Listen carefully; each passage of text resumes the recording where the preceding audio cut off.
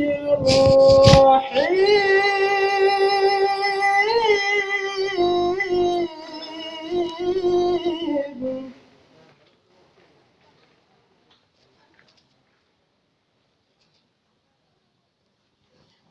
يا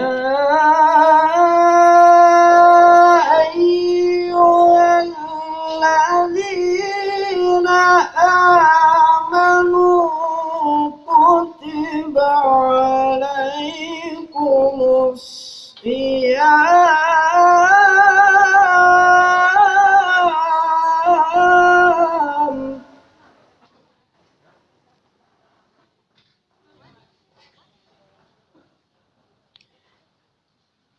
كتب على الذين من قبلكم لعلكم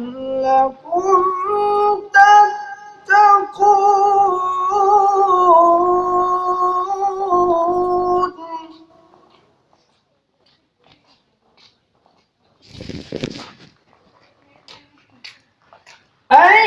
أياما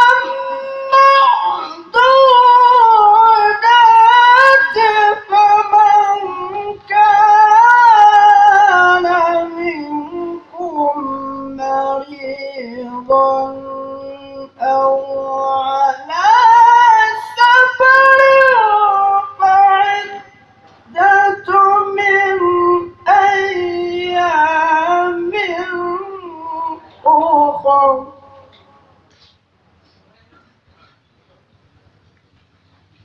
وعلى الذين يطيقونه فدية طعام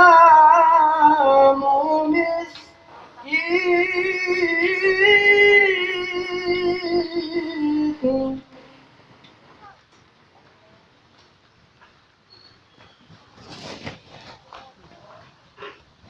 فمن تطوع خيرا فهو خير له وأن تصوموا خير لكم إن كنتم تعلمون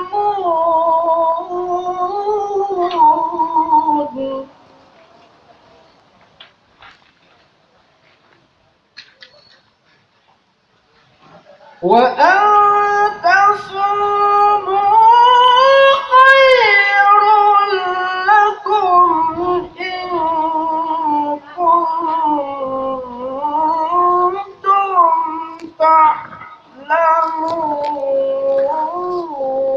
تعلمون صدق الله العظيم.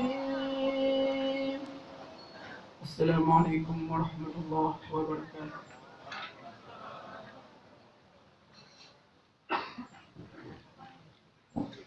Terima kasih Saudara Oli Akmal untuk pembacaan ayat suci Al-Quran. Mudah-mudahan kita termasuk